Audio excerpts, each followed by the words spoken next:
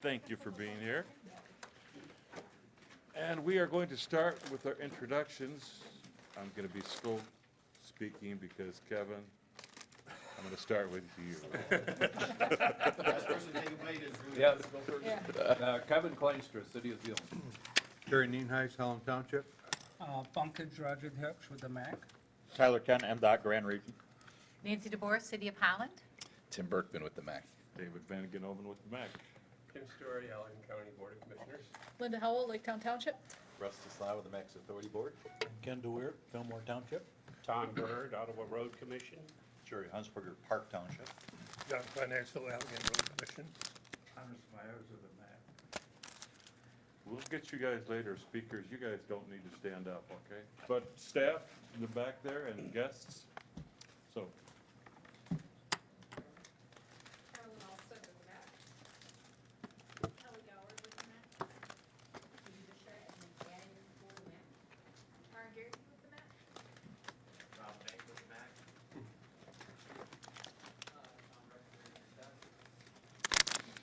Sean is an intern with MDOT. Correct. I've had the privilege of meeting him, so welcome, Sean. All right. Any public comments? Okay. Then it's time for approval of minutes, so I would take a motion.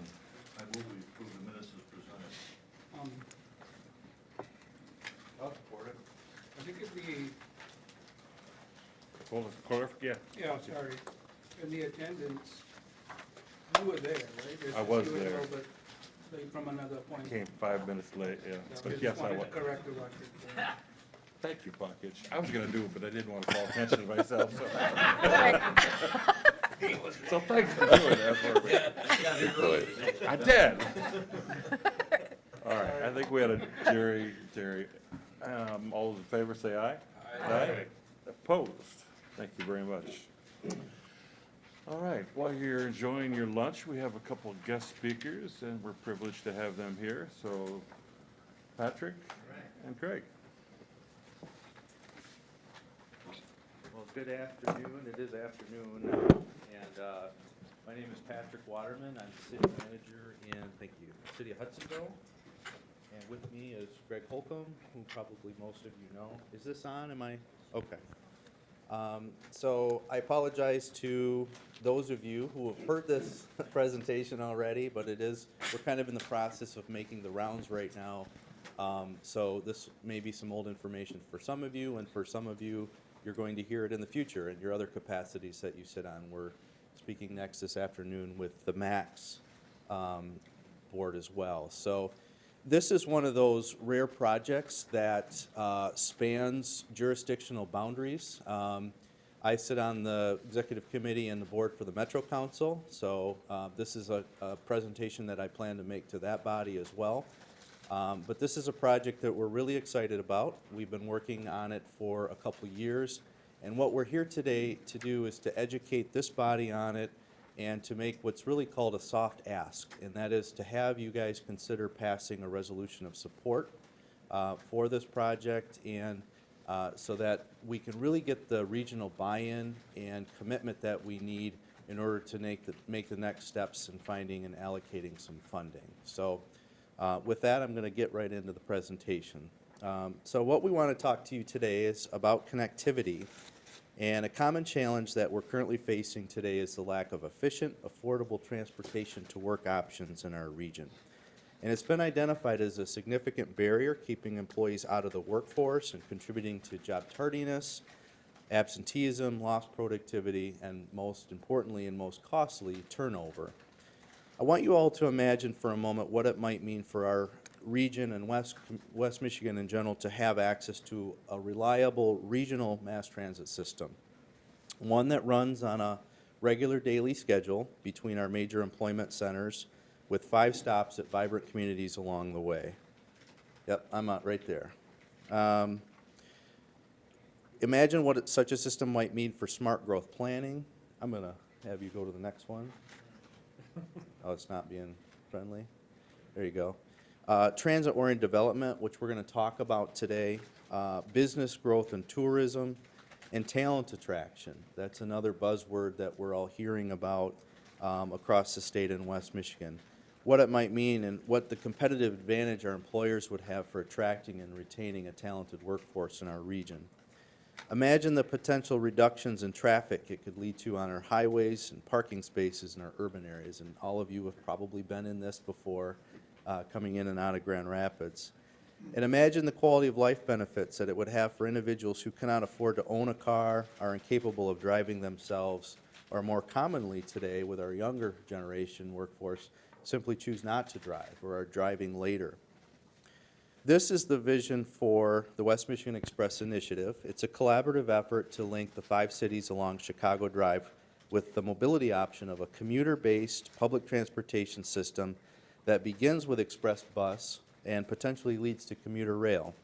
And the purpose would be to enhance our economic growth and quality of life in our region. Our bold vision is that in partnership with agencies that have aligned goals such as Housing Next, Lakeshore Advantage, Talent 2025, and others, to establish the corridor as a nationally recognized, desirable area in which to live, work, and run a business thanks to its access to express public transportation, job opportunities, vibrant communities, and affordable housing and workforce. Our mission is to establish a phased public transportation system, and we'll talk about the phasing of that runs between Grand Rapids and Holland, thereby supporting local businesses, promoting tourism, attracting talent, reducing congestion, promoting that transit-oriented development, or TOD, and enhancing our overall quality of life. Our initiative moves the needle on several of the West Michigan Regional Dashboard Indicators, which is a program that was started under Governor Snyder and is being implemented at least by our MPO. I think you guys probably utilize the same dashboard indicators. And some of them are circled here. It would connect our communities, improve our quality of life, and reduce our overall cost of living, because you can essentially, with a system like this, be able to get by with 1 or no cars in your household. Connects our labor shed, fosters job growth and talent attraction, reduces traffic and environmental impacts, and offers a transportation option that we just simply don't have in our region right now. Okay.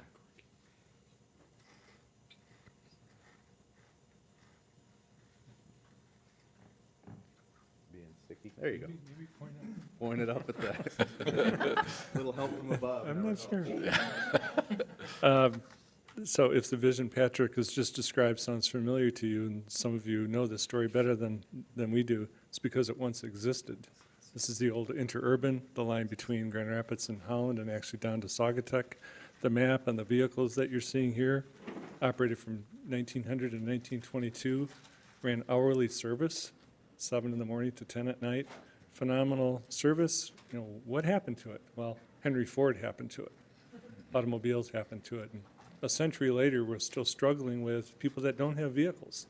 That's really the gap we're talking about, an option that we don't have. So despite the great success of this interurban system, eventually gave way to the private automobile trend that's lasted for a long time. The social and economic benefits of having a robust mass transportation system in a community are well known. Recently, online sales giant Amazon based their decision partly on, for their coveted HQ2 locations, on having access to a public transportation system for their employees. That one criteria alone drove them from Michigan. Detroit obviously does not have a great transportation network. Grand Rapids is robust, but not as big of the labor pool that they wanted. So it really drove them away, and other people consider that as well. The West Michigan Express Initiative also seeks to foster what's known as transit-oriented development. You've all probably individually heard about this, but the idea is to adopt uniform zoning and land use standards that promote compact, connected land uses, including affordable workforce housing, education and training facilities, and vibrant shopping districts. Each of the communities along the way are doing productive and TOD-oriented things already. We're kind of the connective tissue that can pull it all together. It also includes amenities that support multiple modes of transportation, including bike paths and lanes, transit stops, zip cars, scooters, other what are called micro modes that are coming into our situation. So in Hudsonville, we're actively working to make our downtown more vibrant. I don't know if any of you have been there recently, but we've really been implementing a long-term vision plan called Imagine Hudsonville 2030. And one of the key elements in that plan is connectivity. So that's really what has driven our effort to lead this project. But right now, we're working to accommodate TOD development. We're actually in a bubble where we're not served by any transportation public. We are between Granville, where the rapid stops, and Zeeland, where the MACC stops. So we have a vested interest in being connected with our neighbors. But we're looking right now at working with a developer in the MEDC on putting in a mixed-use development that would incorporate over 80 units, many of them affordable for workforce. And these would be within a block of where we would potentially like to see a West Michigan Express stop. So catering to the worker and their access to public transportation is the key, and we're trying to do that. And I know that there's a lot of projects going on in Holland and Zeeland that are of the same nature.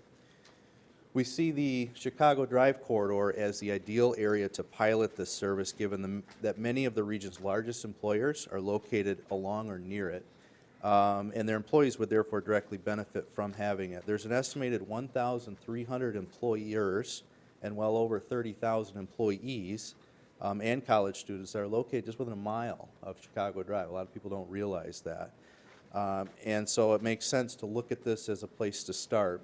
And as we mentioned before, the lack of access to public transportation is a significant barrier in our region that's on par with affordable housing, and that's another hot topic I'm sure you guys are hearing about. In fact, the problem of transportation is so pervasive that one of the most common questions that employers are now asking in an interview is, do you have a means of getting back and forth to work every day as a grounds for getting hired? It's that big of an issue. And we're hearing that from the employers again and again. And so many don't realize that the corridor that runs here between Grand Rapids and Holland is the most heavily traveled journey to work corridor in our region. It sees about 27,000 commuters every day, and about 18,000, or about two-thirds, are traveling into the city of Grand Rapids, and the other 9,300 are heading this way to Holland and Zeeland. So just to comment on that, as we modeled the services that might be provided, we kind of use that two-thirds, one-third flow indicator. This is from 2016, 17 data, so if anything, those numbers are a little bit lower. Yeah, and probably on the rise. Talent 2025 has indicated that we're going to see a 9.6% growth rate in jobs over the next 10 years. So that's about 76,000 new jobs coming to our region. And so we're asking, how are these new people going to be getting to work?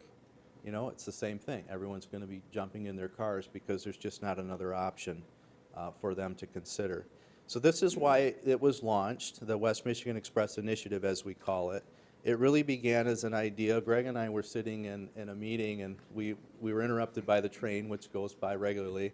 And I look out and I said, why can't we have this thing moving people again like it used to? And Greg said, I don't know, why can't we? So it kind of started as an idea, and it's launched into a collaborative effort multi-sector effort to really bring it to reality.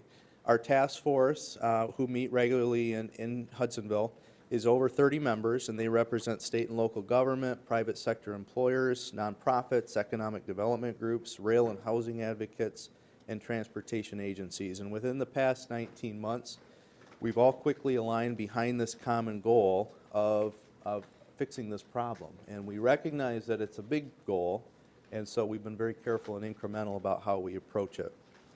Our first step was to, with the help of several communities and other local jurisdictions, Holland, Zeeland, Granville, Hudsonville, and the Metro Council, and the MACC, and Mobile GR, all pooled our money and consulted with a consultant out of Indiana to do a baseline feasibility study for us. And the purpose of that study was really to determine if our thoughts and philosophies were right on this issue and really get some baseline data.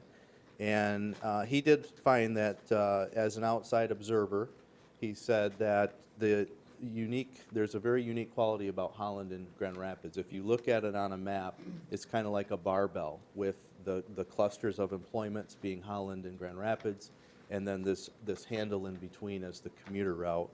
And he found, and I won't read this for you, but basically that this is a good idea that's worth pursuing and we should do it in an incremental way. So we took that as kind of a green light, but what this study didn't answer for us and what the key question was is the mode shift question. And that is, if you were really going to have a service like this in place, how many people would use it? So from the study, we learned that there were a lot of people traveling back and forth. And this is your part. I'm sorry, I got ahead of myself. It's okay. Yeah, so as we noted, the previous numbers showed flows, and as you know, if you're moving back and forth to Grand Rapids, significant flows on Chicago Drive, of course, 196 as well. We know that having access to an affordable, reliable transportation alternative is a significant barrier. Literally, this is the kind of missing piece of the puzzle. If you didn't have a car, there's no way, if you live in Grand Rapids, that you can work in Zeeland or Holland or Hudsonville. Likewise, if you're in Holland and Zeeland, there's no way you can move to or travel to Grand Rapids with any public transportation mode. I just wanted to add too, this is an aerial of downtown Hudsonville, and this is what traffic normally looks like. There's not a ton of cars that come through town every day, so that it's hard to believe that 27,000 number. But I'll tell you what, when the Ford Freeway closed for construction or is under construction, all of that traffic is coming. We feel it now. So when we say between Holland and Grand Rapids, we're not talking on Chicago Drive. It's the Ford and Chicago it's the Drive whole- combined as the corridor. The whole corridor. And we're feeling that right now in our community. So we know that having such a system in place would lead to multiple socioeconomic benefits for communities and residents and could help foster more transit-oriented development and planning efforts in our communities. There we go. Sorry. So this is a list of the different kinds of ways and different kinds of survey questions that have generated interest in the corridor and improving transportation.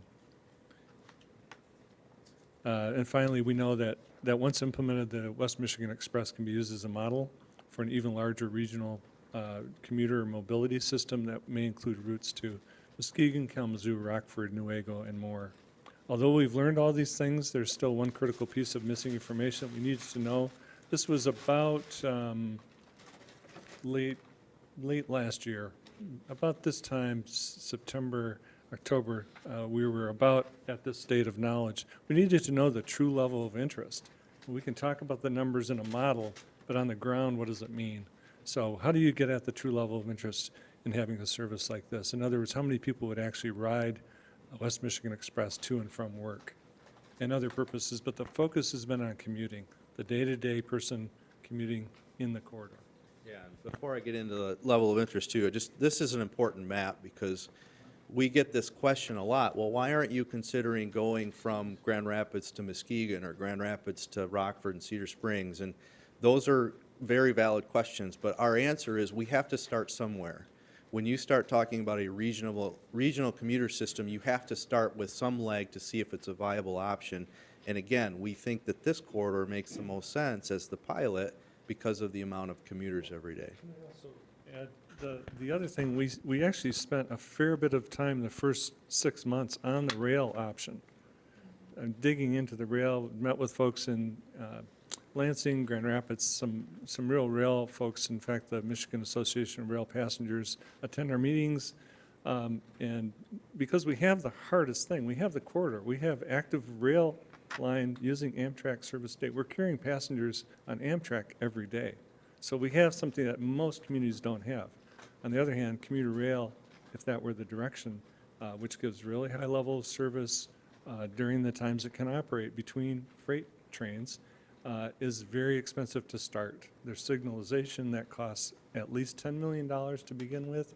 You might have read some of this in the articles about what we're doing. And roughly $10 million in rolling stock in the equipment to run on the tracks, plus a fairly hefty operating cost. So we think long-term that may well be the best option for us, but short-term, and we'll get into this, the bus option, express bus services, is probably the way to begin this, if we're going to begin at all. So the big question, it was the mode shift question, and to answer that, we worked with Hope College. We got a grant through the RPI, which is the Regional Prosperity Initiative. We actually went and competed against other communities in Region 4, where there's 13 counties represented. And West Michigan Express was voted on as the #1 project in terms of regional significance. So we received a grant that allowed us to conduct an employee survey, and we selected 50 small, medium, and large employers that were located within 2 miles of the corridor. So we kind of picked along and said, yep, we want to make sure we have a good representation. And we even called their CEOs and said, hey, we're doing this, can we get your employees to participate? And they were very good. So we did an electronic survey. It had about 20 questions that was very easy to answer. Although we targeted 50 businesses, I think word of this got out because spouses were sharing it with spouses, and we got over 166 employees or employers that participated, and we had close to 2,000 responses. So that was good. It gave us, it did kind of skew our survey a little bit because it was away from the 2-mile radius, but it gave us a good indication. So this data showed us some geocoding, allowed us to see, the one on the left shows the home addresses of all of the 1,974 responses. So you can see there's a cluster along the corridor, but you get some outliers up towards Muskegon and Newaygo. And the one on the right shows the people that indicated that they would be interested or very interested in riding every day. And that was the key that we wanted to know is, would you actually consider not driving to work anymore if this were available? And that was 38%. That is a sizable number when you start to consider the impact on cars every day that travel back and forth. So if that number, for example, had been 5%, we'd be done. Mm-hmm. But when you start to put 38% against 27,000, you're well over 10,000 people that are saying, again, if the survey was done correctly, which we believe it was, you've suddenly got a different population that might think about using the bus, using a form of transportation. Maybe even not every day, but once or twice a week, 3 or 4 times a week, and they don't have other errands to do. That's what this particular question started to get at for us. So then the next map just dives a little deeper. On the left, it shows the people that indicated that they were interested or very interested and live within a mile.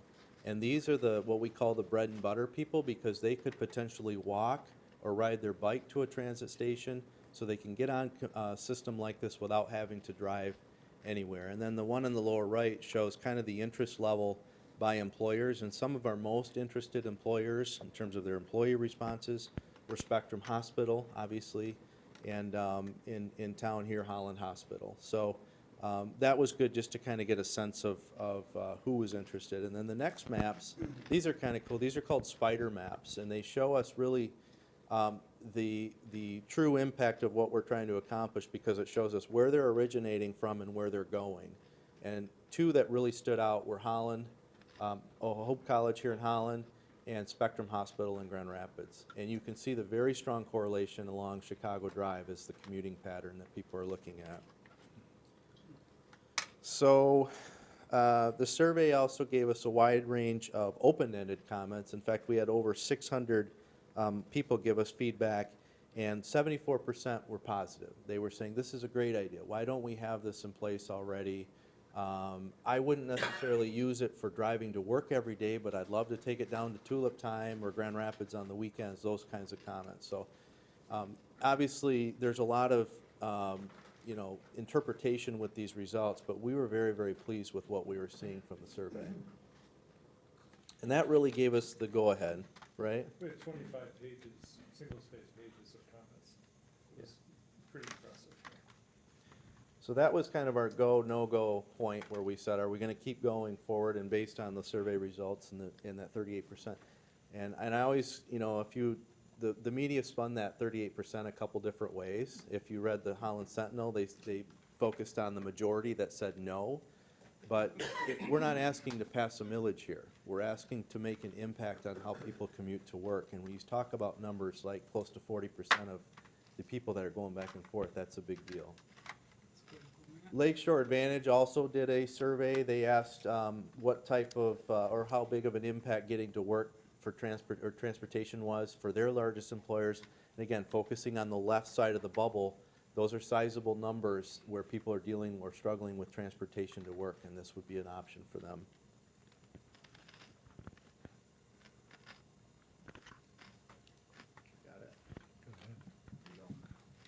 So having strong support from the survey, our task force developed consensus that we should continue using the remaining funds of the grant. We've been working on operation and service plan, and jumping ahead, we're working closely now with the Rapid operating entity in Grand Rapids. The idea is to create a really attractive over-the-road coach, not the typical transit bus you see in cities, but an over-the-road coach that you might take to a ball game or a special event. The idea was we're shooting for, and the model suggests that we can carry about 1,000 people a day. So if you think about this, 27,000, we're trying to capture 3 or 4% of those folks. That's the commuting goal. We also think that there are students, elderly, people that really just don't want to drive or can't drive anymore. The idea that we're modeling right now, again, this is still very dynamic, is 15-minute intervals for the peak service. So 6 in the morning to 10 in the morning, you go down to the depot in Holland, the new station in Zeeland, Hudsonville, Granville, and downtown Grand Rapids. There'll be a bus ready to take you back and forth every 15 minutes from 6 to 10 in the morning. That's what we're working with, and then 4 to 8 in the evening. And between 10 and 4, the service would be at half-hour increments. What this does is you don't have to plan your day around an hourly bus. You basically say, if I make the 6 o'clock bus, great. If I make the 6:15, great. I just drive over or get dropped off or walk over to the station and get on the next available bus. Your average wait is going to be 5 or 6 minutes, but if you time it with your smartphone, you'll be there a minute before you leave and you jump on board. Probably with a monthly pass, but our best number, we did in our survey, we asked the amount people would be willing to pay, and the average was $4.50 for a round trip, which is remarkably cheap. It's 2 gallons of gas, right? It's 2 hours of parking in downtown Grand Rapids. So we're using the number. We feel it's reasonable to use the number. What it ends up really being when we run the full model, we're not sure, but that's what we're using. And when you run those numbers, all of these numbers, the bottom line there is you end up with 8 or 9 or 10 buses to run that fleet. It's not 1 or 2 buses, it's 8 or 10 buses, which makes it a pretty robust service. It makes it very good with Wi-Fi, with restrooms on board, branded in a way, West Michigan Express.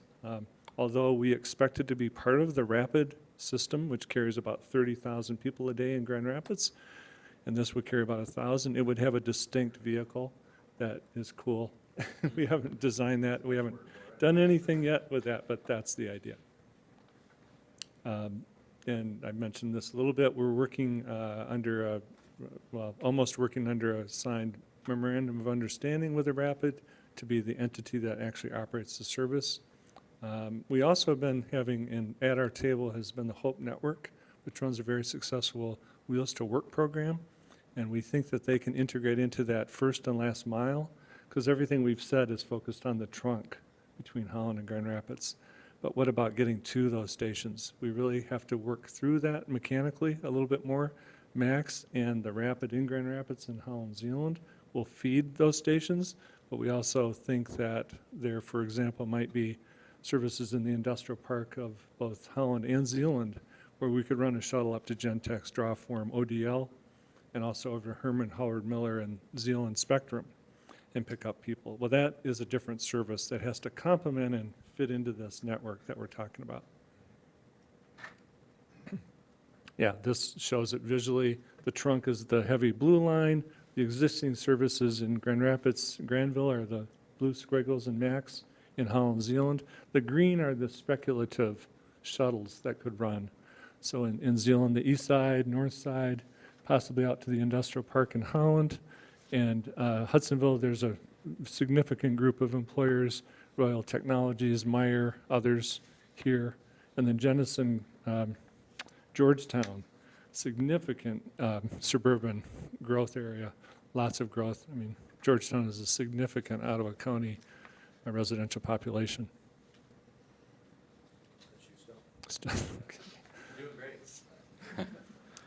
The idea of branding this, we're talking about in sports terms, this is sort of open ice, right? In hockey terms. We think that we've got to come out of the gate positive and solid. This has to make sense. We can't charge $20 or $10. It has to be something reasonable that people can say, for $5, I'll put wife or daughter or son or spouse on a bus a couple days a week to get to classes, to go to events. And we all feel comfortable, it's safe, it's clean, it's well-lit, it's on time, it's accurate, it's reliable, all those things. That's part of branding and marketing it, both developing the service and then, I'll say, pitching it correctly, sharing it with people, getting people on board and excited. And I think we touched on this too, but, you know, part of this is going to be, we really want this to be seamless in terms of integration with the MACC on the west end and the Rapid and the Dash system in Grand Rapids. So that's why, you know, it's imperative that we work with those entities and make sure that if someone's riding this, they can jump on and immediately get into that system of transportation without having to fumble for, you know, different modes of payment and so forth. So that'll be really key to this, is to make it very easy and seamless for folks to do. So, oh, yeah, go ahead. The one thing, the obvious question is, you know, how much is all this going to cost? That's usually what the leading question we get from these presentations. And we've been upfront that we really want to see if we can get this done, because we're looking at this as really a project that's going to enable the private sector to do a better job of attracting and retaining talent, as we started out with, that we want to see if we can find some non-traditional funding sources to get this thing going. So we're not going to be asking for millages or anything like that. We want to see if we can find, because this is a unique and innovative project, if we can find some unique and innovative ways to pay for it. So right now what we're doing is, as Greg said, we're working with a Rapid, and they're really kind of combing through our numbers and estimates based on what we think we're going to get for ridership and those $4 to $5 ridership ticket numbers, what we think we can expect to see for operations costs every year. And we're also working logistically with the various communities, and Rapid is doing that now too, meeting with Zeeland and Granville and Hudsonville. Those three communities in particular will have to probably do some things to set up for a transit system like this. Holland and Grand Rapids are already established, so they don't really, we're not building transit stations in Holland and Grand Rapids, but Zeeland, Hudsonville, and Granville, this will be new to them in terms of having an express service that comes through. So we're working with them, and again, we're working on finding financial support to pilot this for 3 to 5 years from the pilot sector. That is how that interurban was funded for all those years. So we're kind of saying, like, if we're going to use that as a model, let's look at it as a funding model too. Yeah, so in terms of timing, you know, we've still got a lot of work in front of us, but we're working to secure that gap funding, whatever that is. We're probably going to be going to the state to make sure, and the Rapid will probably be doing a lot of this for us under our MOU with them.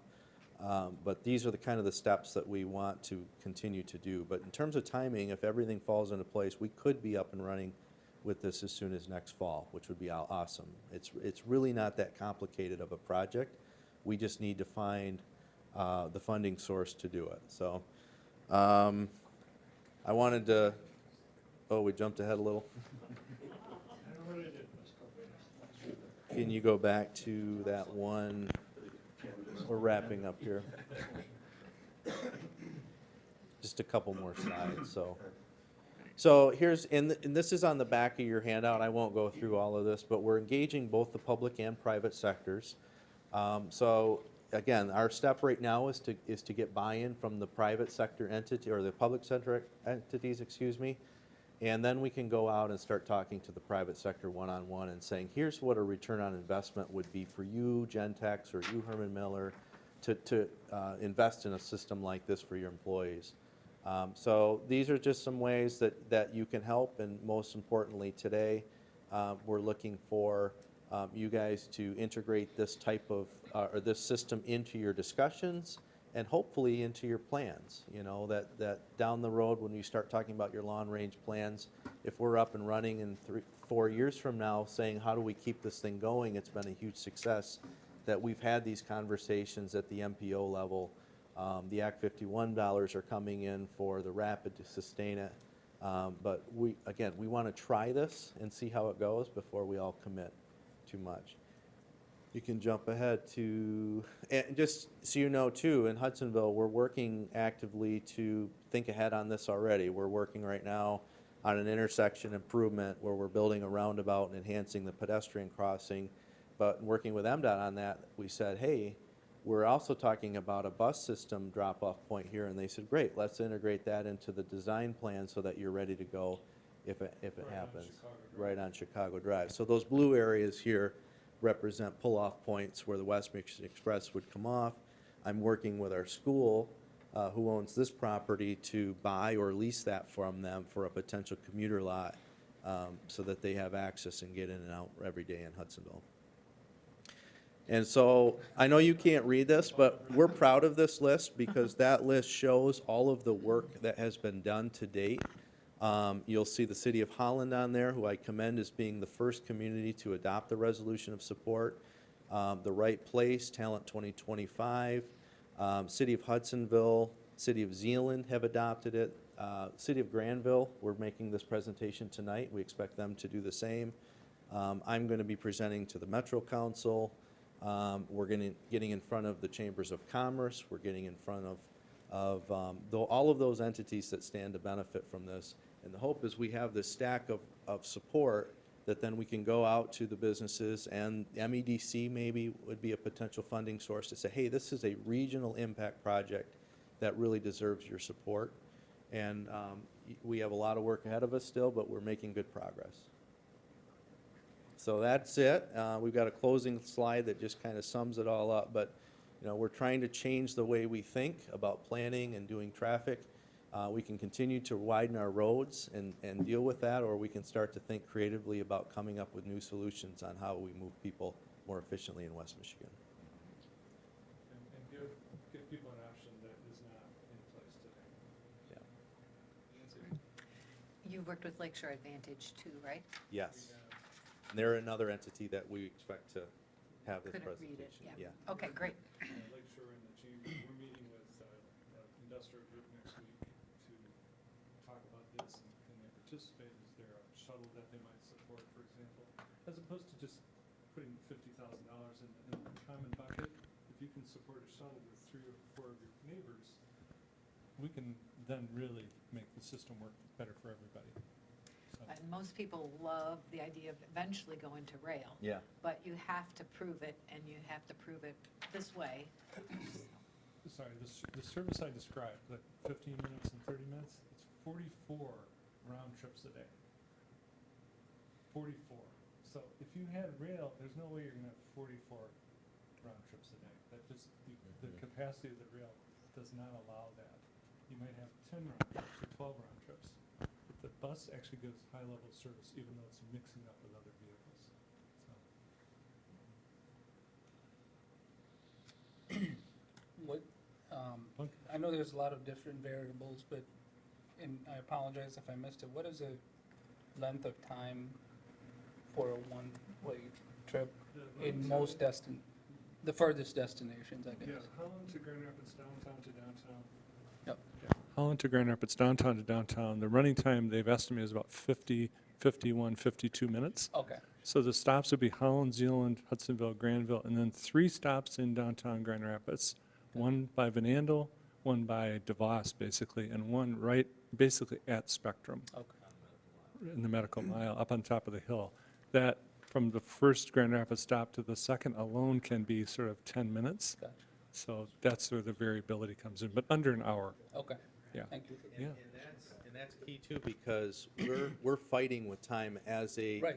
you know, we don't want it to be too long. We don't want stops every mile, because this has to be a competitive alternative to Yeah, driving. Yeah, because commuters are gonna look at it and go, okay, if I can get to work in half hour, should I take the bus? Right. What's the differential? Okay, 20 minutes, that's probably worth it. so. Yeah, and there's no way we're gonna be able to match what you can drive it in. Right. But we're offering a different experience. We're Yep. offering an opportunity for you to do work on the way to work. Yeah. Or just relax and not have to worry about traffic, so you have to build that in. Did you say that the cost of putting an Amtrak station at Hudsonville had been examined? We hadn't looked at commuter rail station, but this sketch that Patrick showed was a bus opportunity at Hudsonville, Just to pull off. a pull-off, and it's in conjunction with MDOT. No harm in looking ahead, yes. No, you're right. We think there's good real estate for a future rail potentially, but For example, what is the population of Hudsonville compared to the population of St. Joseph? sure. Yeah, it's St. Joe to Hudsonville, but I don't know what St. Joe's population, we're 7,200. Yeah. But you draw a 5-mile circle around Hudsonville, we've got 60,000 people. This Georgetown Township is the most populated township in Ottawa County. and that's, to bring that population into the system is tricky, it's delicate.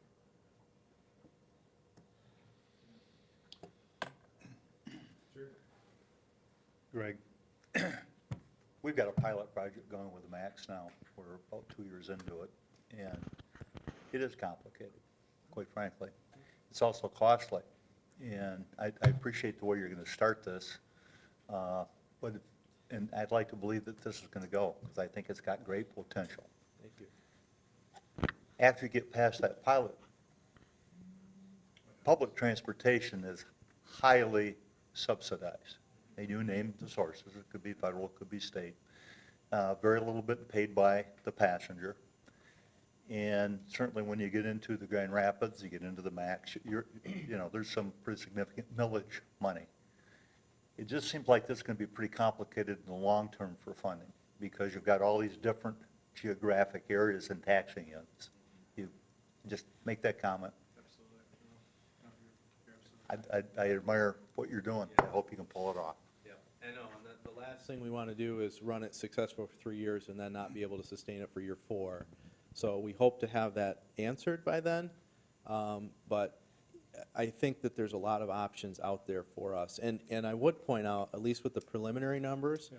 we're not very far off with what people said they're willing to pay and what it would take to break even.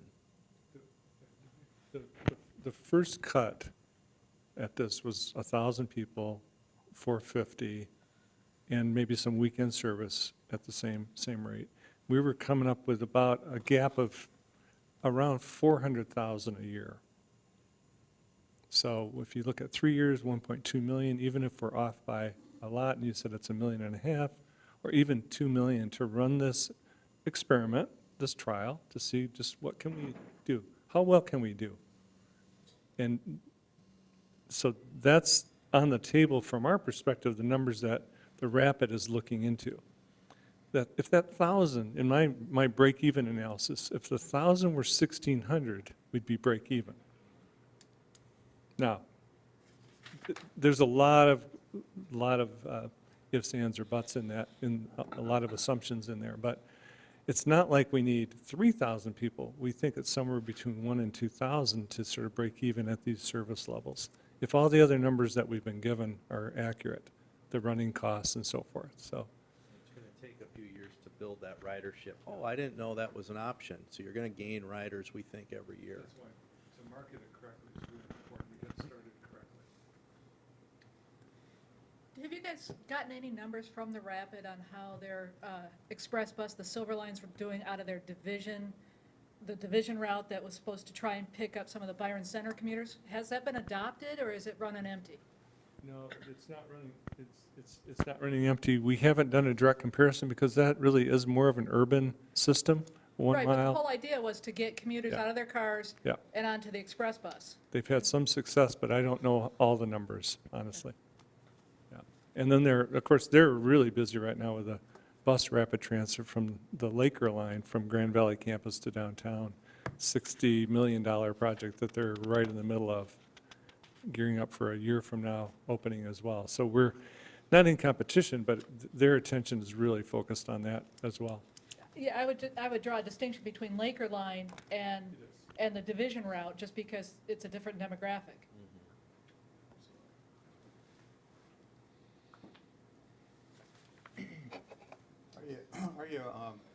It seems to me like the greatest challenge here is that last mile. Are you fairly confident that can be completed and that can be done according to these people's needs as far as getting them from that point where, whether you're going east or west, you still have to get to Yeah. your workplace. That's where we probably feel most comfortable because of, there's so many options to solve that problem. Be it the Wheels to Work option that Greg mentioned. I've spoken with our CEO of Royal, Jim Vanderkalk, who some of you may know. And I said, Jim, what do you think about this? What do you think about getting? He said, Patrick, if you get them to Hudsonville, I will get them to our front door. So That's what I you think wanted to it's hear. that type of mentality where the businesses say, yes, I will take care of that part of it on our own. So if we can find the big picture to pay, or the big dollars to pay for the back and forth, I'm confident we can find the dollars to have the private sector step up and get their employees where they need to go. There's also this emergence of autonomous vehicles and new technology that's going to continue to evolve. You've got Uber and Lyft options, you've got, so those are things that we think will answer themselves if we can solve the A to B point. Thanks. If there are 5 significant issues, that's certainly one of them. That is one of them, yeah. We're not ignoring or discounting it, it just, But we think we have a handle on it right now. yeah. I think they should. Yeah. Good afternoon. I noticed from your maps and some of your discussion that the line does not extend into Allegan County. And would ask that you consider maybe, you have 3 stops in Grand Rapids, maybe a second stop in Holland at the airport, which of course is adjacent to our industrial complex down there, headquarters of Herman Miller, Hayworth, Transmatic, Hudsonville Ice Cream, and of course in Lake Town and Fillmore Townships, many people who reside there work in Grand Rapids, including the supervisor. I just think that there's a potential ridership there. Okay. And of course, the whole opportunity of intermodal transit with the existing airport terminal as a place for shelter for people wanting to get onto the bus, plenty of acreage for parking. I think that's something you may want to take into consideration. Well, and I can tell you, Jim's right, because coming westbound in the morning, the M40 exit backs up onto the highway for everybody trying to get to Hayworth and Herman and stuff like that. Sure, no, it's a good idea. We had kicked around the idea of Holland Hospital because of the medical Right. complex itself and the employees there, but taking another 1.5 miles to the airport, it's a cool idea. You can see that affects everything else that you're doing, but And the 64th Street corridor is under heavy construction right now, so that's only growing. Is there, like a website or something we can go and look at some of this stuff, or where some of your financial analysis? under construction. Yes. Are- okay. under construction. All right. Yeah. Okay, sorry. We have very, very limited resources right now, and that's where we're hoping, once we get going with the rapid, that they can Okay, kind of take okay. on some of this element for us. Fair It's just enough, beyond our yeah. capacity. I'm trying to run a city Yeah. and doing this on the side, I'll put so. it together for you. It's not gonna be pretty, but. We really have, I mean, some free the what's so interesting about West Michigan, I think, is that we are legitimately conservative. Yeah. But we're also legitimately innovative. Yeah. And it's that magic that I think we have a chance to pull this off. I'm living in Ann Arbor, right? It's a whole different place. Yeah. But when Patrick and I started talking, I said, we can give this a good shot. They can't get between Ann Arbor and Detroit. This is off the record. They can't get between Ann Arbor and Detroit when there's thousands of people moving around. We think we can do this. We're gonna need some help, obviously. Yeah. Gentlemen, you did a nice job Thank you. capturing our attention. Greg, welcome back to Michigan. Patrick, very nice to have you here. Thank you for having us. Mr. Berkman. Just a couple of quick thoughts from my end. Patrick and Greg have done a phenomenal job pulling together the right stakeholders to be at the table to see something like this happen and take off. And I've enjoyed being a part of those discussions just in my first year here. And when I first arrived, I was kind of surprised that there already didn't exist something like this as far as this connection between our area here in Holland, Zeeland and Grand Rapids. And then I come to find out it did at one time long ago, and now it's already in the works to launch something new. And the community I came from in Northwest Indiana launched an express commuter bus service to tap into the Chicago market. And it became very popular and very successful. A little bit different scenario for other reasons I won't get into, but 2 points that I'll make on that have kind of been talked about already is that it did remove that transportation barrier that certainly existed for some, but it also was a choice for many, because a lot of the folks that were riding it were high salaried executives that just wanted that option to do work on the way into and out of the city and not have to think about the commute.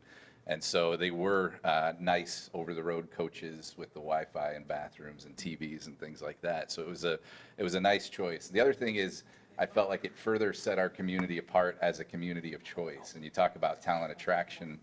A lot of folks chose to move to our community because we were progressive and forward-thinking, and having an option like this made our community their choice of places to live. Now, they were all going to work in Chicago, so as far as attracting the talent, we were sending it down the road, but we were bringing those dollars back into our community. And so it's exciting to see that it's so far down the road, and I applaud their efforts. And what they're hoping to walk away from this with is, of course, this resolution of support that's in your packet. And so hopefully you've had an opportunity to review that. But it's merely endorsing this pilot project, and staff certainly recommends it. Mara in particular, because she'll add one number to that 9,291 as far as commuters coming from Grand Rapids today, and she's looking to buy a ticket tomorrow if possible. So, yeah, so I appreciate you guys coming and making this presentation. And with that, we were looking for. Chair, I make a motion, we adopt the resolution as presented. Support. Okay. Any further questions, discussion? All in favor, say aye. Aye. Opposed? Gentlemen, thank you very much. Thank you. Best wishes. Good work. Appreciate it. All right, Carolyn, you are up for a couple topics.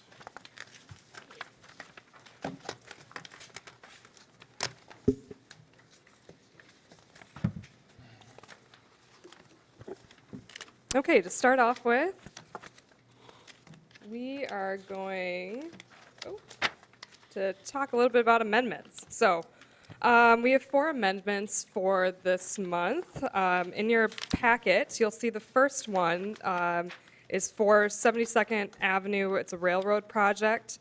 It's M121 near 72nd Avenue, Ottawa County. This is a multi-jurisdictional project.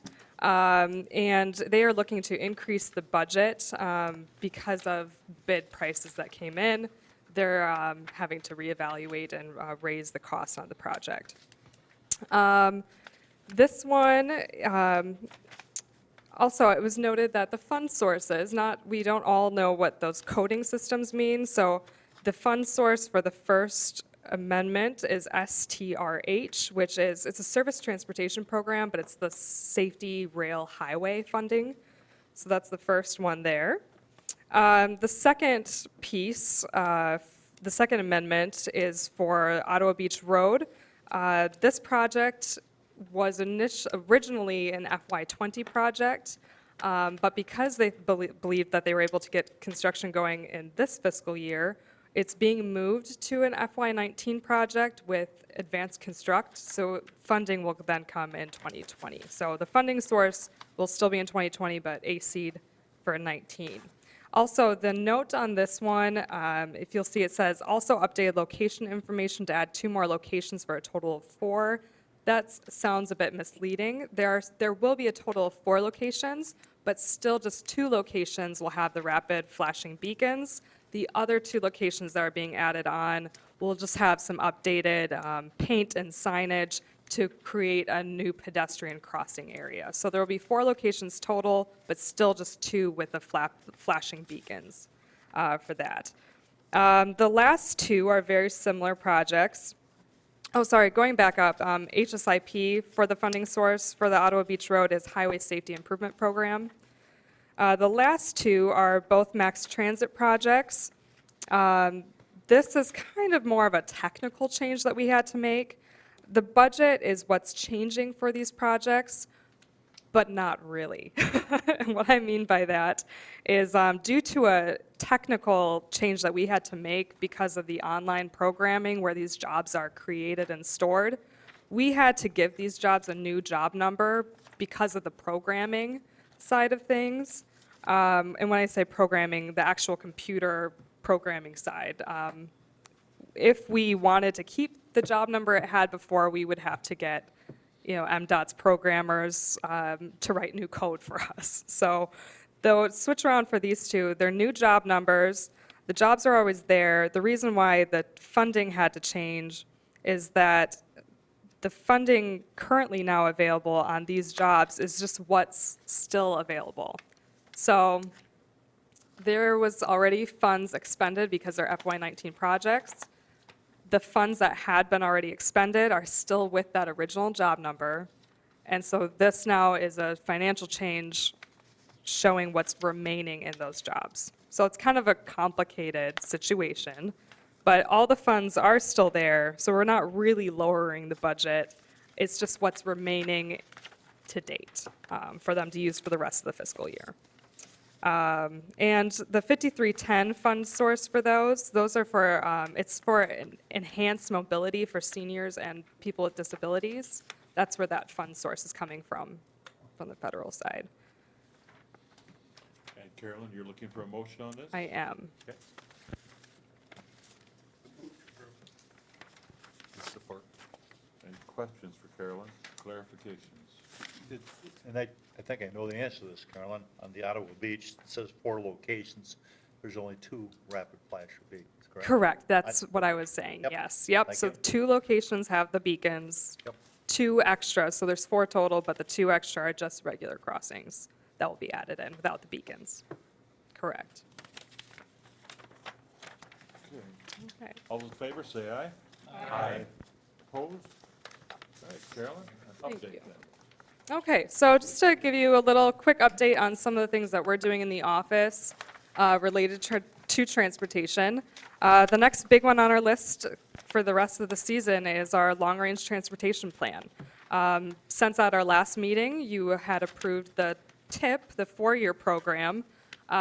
We are now moving on to the long-range plan, which this long-range plan will be likely voted on in our January meeting. So we have about 5 months left, and that's what's going to consume my time. So our long-range plan, at the moment, we are working on the long-range transportation plan survey that we put out every time we do this, every 4 years. So far, there's been 75 participants to date, and that is without doing any targeted outreach at all. So that's what we're going on to now is the targeted outreach. And we've identified about 25 to 30 different locations or organizations that we really want to reach out to and target and really reach a demographic that we typically don't see with our surveys. So we really want this to be a diverse and equitable and inclusive survey that really reaches our community and what our community looks like as a whole. So we're going to reach out to many different locations. I have a list here started, but so just a few to give you an idea. We would like to reach out to Community Action House because some of their members do have issues with transportation that they're dealing with. Also the Holland Rescue Mission, LAUP. We'd like to reach out to Lakeshore Ethnic Diversity Alliance, Hope College. There's also, it used to be called Women in Transition, it's now Resilience. Good Samaritan Ministries, they often work with people trying to find work, and again, that transportation to work could be an issue. So we really want to hear from people that we haven't in the past, and really what are their issues regarding transportation in our area. And related to that, we are working on translating the survey also into Spanish so that it can be used by more than just native English speakers. Moving on, the next part of the long-range transportation plan, the next big piece we're going to work on, which is the foundation for the rest of the plan, is the project list. So we have in our technical committee meeting last month, or this past meeting, we talked a little bit about this, and we're getting some feedback on which projects should be included in the long-range plan. So the first 4 years, we'll have our TIP projects from the 20 to 23, but then after that, we would like to see what else is going in. So we're working with our technical committee on that, and most of them have to do with capacity, preservation, but there are also transit jobs. And then, of course, anything that won't fit in based on our fiscal constraints, we'll add as illustrative projects to the list. The really big one that MDOT is especially concerned or would like to have more information on are our capacity-related projects. So anything that's going to add a lane or take away a lane. MDOT's interested in those so that they can be added into their travel demand model, which will be an added piece into our long-range plan. But that way we can see what capacity and any kind of congestion or mitigation we may need to experience here in the MACC region. So that's just a little bit that we're going to be working on and with the long-range plan. And a couple other little updates, traffic counts. So we we had 56 locations. This morning I got 2 more. So it's up to 58 locations, which is pretty average for what we've been doing in the last few years, count location-wise. Usually we're kind of between that 40 to 60 locations. This afternoon or early tomorrow, we'll be sending that out to consultants to ask for quotes and see what we get back. And our goal is to typically have these after the summer vacation kind of ends, so September, October timeframe, which is when we'd like to see the counts so that we kind of have a normal schedule, daily schedule. Kids are back in school, kind of taking out that holiday traffic. So traffic counts we're working on. And then one last piece, every year we have our PASER rating. Currently we're working on our local road system. And so far we're 61% completed with the local roads for Ottawa County. And total, once we're done, that will be 385 miles that we've rated. We've gone out 3 days, which has gotten us, if you can see the map here, the green section up here, this took about 3 days to rate. And then we expect another 2 days to probably finish this up. Local rating definitely takes a little bit longer than federal just because a lot of the cul-de-sacs, a lot of going around in circles, a lot of the tight neighborhoods. So we should be completed with this by early August, and then we'll be starting on the federal roads for Ottawa County in August or September. That's all for me. Thank you, Carolyn. Thank you. Any questions for Carolyn? All right, thank you so much. Thanks. Appreciate it. Tyler, we welcome you. Thank you. Are you going to be a permanent fixture here? I plan on being permanent. Yes, for those who don't know, my name is Tyler Kent. I am the new, I like to call Associate Grand Region Transportation Planner out of MDOT. I started in mid-June, so used to work in the travel demand modeling section for MDOT out of Lansing, kind of similar to what you guys are doing here for your travel demand model. And got the job here in June, so I appreciate it. Aside from that, I think we're just kind of working on, I don't know what all the projects that are going on still. I know there's one coming up for I-196 and 112 where they're putting in some indirect left turn lanes there, some operational enhancements as well. But kind of the other big thing we're doing right now is just working with you guys to identify the projects for inclusion in the travel demand model. That's important to take a look at, what your constraints are of the system, moving forward in the long-range plan. So that's a critical piece as well. Aside from that, kind of in between tip cycles, I think, not much to say at this point. Good, welcome. Thank you. Yeah, welcome, Tyler. We're a nice group, but there's some tough questions come, so be ready for us. I'll prepare. All right. And Kelly, I believe you're up with the watershed. So first I want to run through a grant application that we recently submitted to the Great Lakes Restoration Initiative. They had 5 categories available this year, so we applied under the green infrastructure to reduce stormwater runoff. And we included in this application some projects with the City of Holland. We had some conceptual designs developed a few years ago through a grant that we had from the Community Foundation. that Kaiser and Associates was hired to put together. So the two projects that we selected out of there, working with the City of Holland, were putting bioswales at Holland City Hall, so the parking lot islands that you probably all saw when you came in, or you can take a look at when you leave. And I've got a map I'll show you on the next slide that gives you just a general sense of those. And then also some bioswales and permeable pavement at Collin Park. So that's one component. That's the biggest component of the project. Those two projects are about $250,000 of the budget. And I'll get into more details. Some other activities that we propose to do, we've started working with the City of Holland's Transportation Department to incorporate curb cut rain gardens into road reconstruction projects. So some of those will be happening this year on 19th Street. Those are already accounted for in the city's process as far as engineering and installation. The homeowners will be responsible for the plants. So we will work with the homeowners to select the plants, do kind of a bulk order, get them a discount hopefully. And then the homeowners will also sign maintenance agreements with the city to maintain them in front of their houses, even though they are within the city right of way. So the city was very positive about this experience so far, even though we haven't installed any officially, but we're willing to do more. So the 2020 projects are listed there. 20th, a portion of 20th, 21st in Cleveland will be completely reconstructed, so there's opportunities there. And then in 2021, 10th Street, which will be a little bit different because that's pretty much all commercial and a bunch of Hope College. So it'll be a little bit different experience than working with homeowners, which the rest of the streets are pretty much homeowners.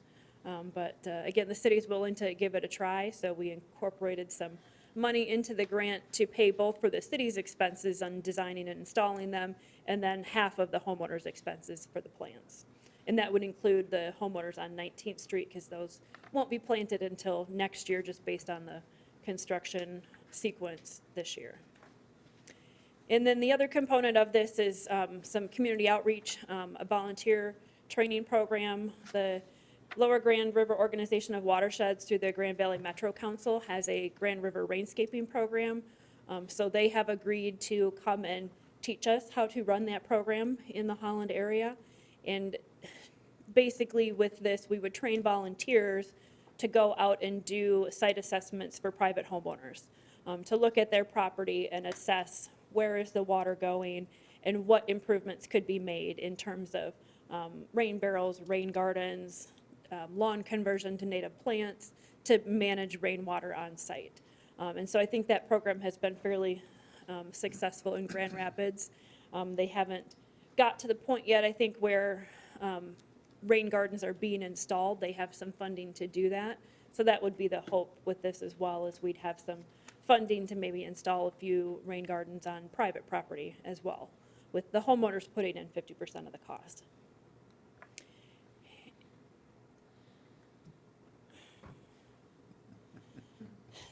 Tricky. Okay, there we go. So another component of the Grand River Rainscaping Program is they do a certification. They did a pilot this year to certify contractors in rainscaping. So this would be primarily like landscape designers, landscape firms, but also property managers and homeowners that would want to take this certification class. So I've been in touch with the instructors. They ran it at Grand Rapids Community College. The instructors are not affiliated with the college, and we could easily run that program here in Hope, and Hope would host it for us. So we're hoping to do that as well. So here are the concepts. So Holland City Hall on the right, well, I guess it'd be your left. So those parking lot islands, converting those to bioretention areas. So all of the parking lot runoff would be directed into those and infiltrated. But there is existing storm sewer system in the parking lot, so there would be an automatic backup for overflow back into the storm sewer system. And then similar, so at Collin Park on the right, so the top image there is the parking lot that's on the north end of the park near Boatworks. So converting that island there to bioswale, again, to take all of that parking lot runoff. And then also, they had proposed some permeable pavers on that north side there, and which, if you've been to Collin Park, you know that that parking lot is in disrepair. So the city was very excited about, yes, we need to replace that anyway, so let's look at doing it permeable. And then the bottom portion here, this is down near the boat launch, just north of the boat launch. So this is where the boats typically park. So again, there's an island there that would be converted to bioswale, and then potentially some porous pavement there as well. So these are just conceptual. They would still need to be engineered, so the grant would pay for the engineering as well. So getting down to some of the details here, we requested just over $400,000. Again, $250,000 would go toward those city projects. And then we do have some partners in the grant that would be paid for their assistance. There was no match requirement, which is unusual for grants, but I did kind of calculate a bunch of volunteer time, because we would recruit volunteers to help install plants in the bioswales at City Hall and Collin Park, plus with all of the volunteers that would be trained and doing site assessments, all of that time would be counted. And so I thought I did a fairly conservative, but came up with almost $20,000 of match, which isn't a huge percentage, but it's better than putting nothing in there. And then, so I've got the partners listed here. Obviously, the City of Holland will be a large partner. The Outdoor Discovery Center, Board of Public Works, the Sustainability Institute will assist us with the volunteer program. The Sustainability Institute has agreed to kind of manage that volunteer program, so we don't have to be solely in charge of it. We would help support the volunteers once they're trained and deployed, as would the Outdoor Discovery Center and BPW. And with the BPW on board, we are looking kind of beyond rainscaping and also on water conservation. That's a big topic of concern right now. So we will take the rainscaping program from the Grand Valley Metro Council and modify it so we add in components of water conservation as well. And so the Grand Valley Metro Council is signed on as a partner to provide us the training and all their materials.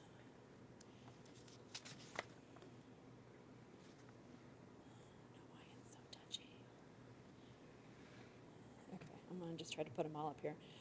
So the maximum for these projects were 2 years. So we would, if successful, we would start in October of this year, and it would go through September of 2021. So we did submit it July 12th, and the turnaround time is pretty quick on this one.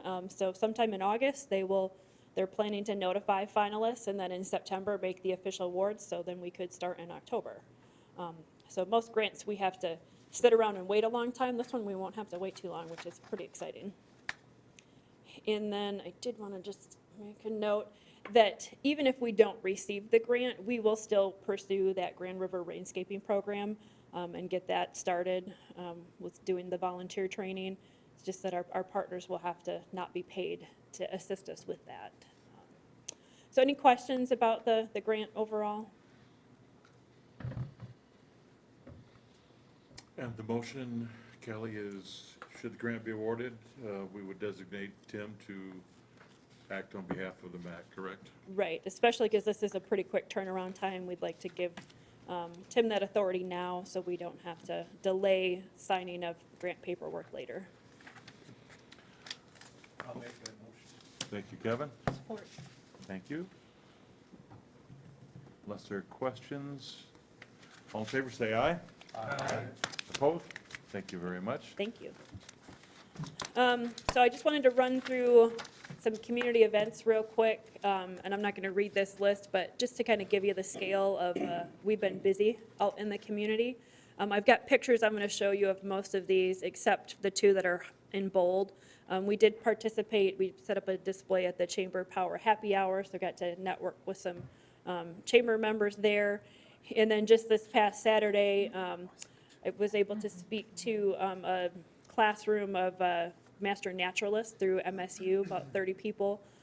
Most of them, I think a lot of them were not from the Macatawa area, some of them coming from Grand Rapids, from Kalamazoo, but they were out at the Outdoor Discovery Center, so I was able to teach them about the watershed. So here's some pictures of some events. there. We did our Smallenberg Park rain garden cleanup day a little bit later this year. We had to postpone because of weather. But we pretty much just had our staff and interns out on that day. And then June 8th was Herrick Fest. So we had interns, Allie and Alex were there. We were doing puzzles with kids.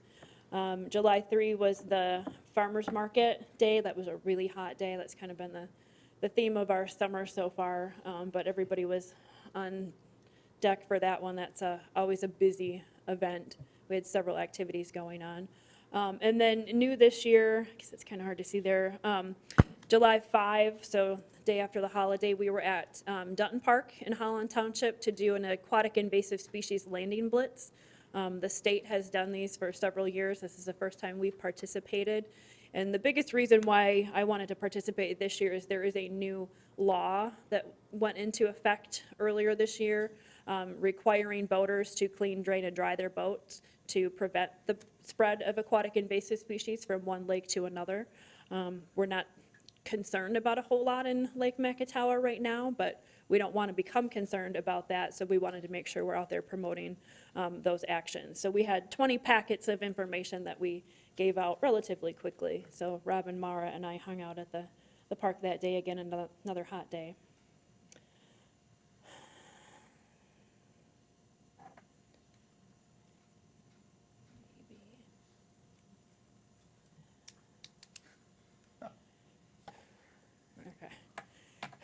So Carolyn and I were at the Laketown Concert Series on July 11 with both watershed and clean air action. Large crowd that night. That was actually was not too hot of an evening. And then July 13 was the Macatawa Water Festival. Large event, a large crowd of people. I didn't get an estimated number from the Outdoor Discovery Center, but certainly larger than it was last year. It was very busy. Pretty steady the whole time, so I'm sure the crowd was quite a bit bigger than the year before. A few challenges with water on the island, so we had to move it around a little bit, but it worked out. And then this past week, or last week, we were at Zealmania Monday night, and then the Zealand Pig Out, which we always love going to those events in Zealand. And then the last thing I wanted to just remind everyone, and you have a little card at your place setting, hopefully this is not the first time you've seen this, you've received it already. The Making the Case for Green Infrastructure, our third annual event, is on August 15. I've got a screenshot of the agenda there, which you probably can't read.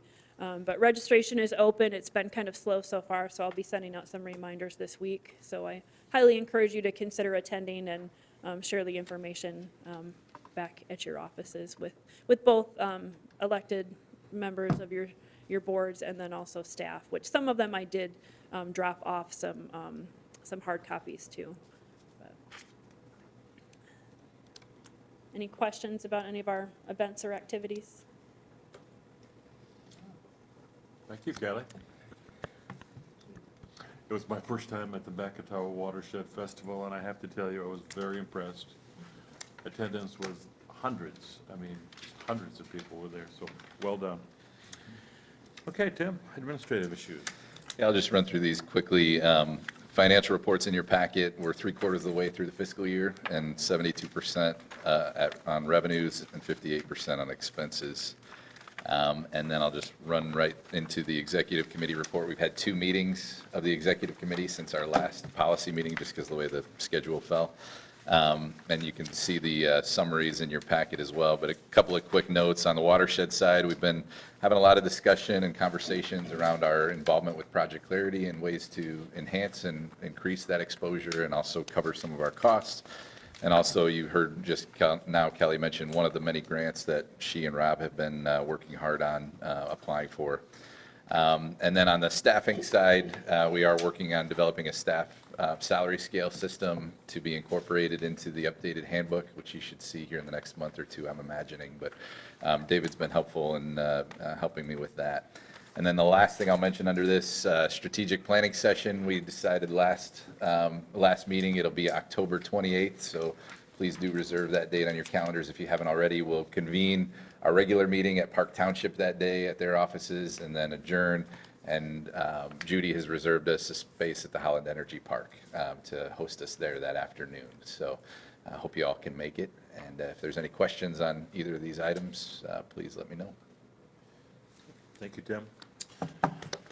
Nancy, Great. thank you for hosting. Thank you. Thank you for being here. Beautiful day, perfect day after everything else, right? And we're welcome, glad you're here.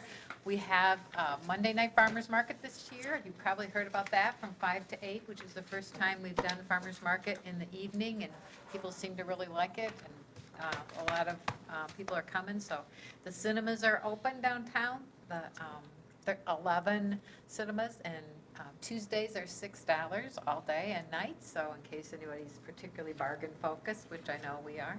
And Saturday morning, those are $6 too, otherwise it's kind of like regular price. You can eat there, and I've been told, one guy said it was as good a food, I would just go there for the food. And I ate there too, it was great. So that's another option for people, and you can sit on the second story and look out and see water. If you're facing the right direction. So, and also music in Holland this summer. On Tuesday nights, the American Legion Band does its concert at Collin Park. Wednesday noons at GDK Park, right next to the bank. That's got a gate in front of it. That's going to be open bring a sack lunch and listen to a concert on Wednesday noons. And then Thursday night, of course, street performers. And Friday nights at Collin Park are also concerts for free, all of those for people. We're also still working on waterfrontholland.com, so please check that out for the concepts that are out there. There's about 3 or 4 that are really big ideas. Love to hear your feedback on whatever you think is good there. I don't know what our time schedule is going to be for actually having something concrete to decide on, but we're always open for feedback and appreciate everybody giving us feedback and being a part of this really regional opportunity. And also, as characters are arriving the 15th of August, the statues that are going to be alongside the library right across from the rain gardens will be coming. And then on the 30th of August, that's a Friday, we'll have a party for the celebration of all of Oz arriving to the area, which is very cathartic to finally tell the story that started around here. And it's an amazing gift to the community, and I hope we can use it to inspire kids to read and to have imagination and to write and all that good stuff. So thank you for all the hard work you all do and how hard we work together. That is what makes the difference of West Michigan. And Hannes, you will forever inspire me, talking about putting in a railroad station, because we might be going there someday. I love that. And I want that on a plaque. That's great. I just appreciate the forward thinking around the table, and people that, like Greg said, we're conservative financially, but that does not stop the dreaming and figuring out great ways to do things in reasonable ways. And when you can have that connection throughout a region, there's no telling, what kind of problems we can solve that can be exported other places. So it's very exciting to be a part of a group like this and colleagues like you. And thank you so much, Tim, for taking over the helm. Thanks for coming to Holland. Thank you. Thank you. Wow, well spoken, Nancy. Nicely done. You're a cheerleader for Holland and the whole area. Very nice. That's right. We're going to cheer for everybody. All right, any comments from members?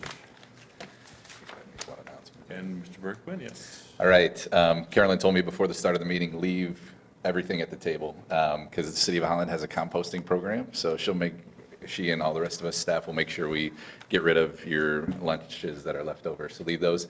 And 1 year ago tomorrow, I met most of you for the first time, because that was my first day and first policy meeting. So thank you for a great first year. Do you have a baby up to? Yeah, she's doing well. Okay, thank you. August 12th, we will be in beautiful Zealand, so have a good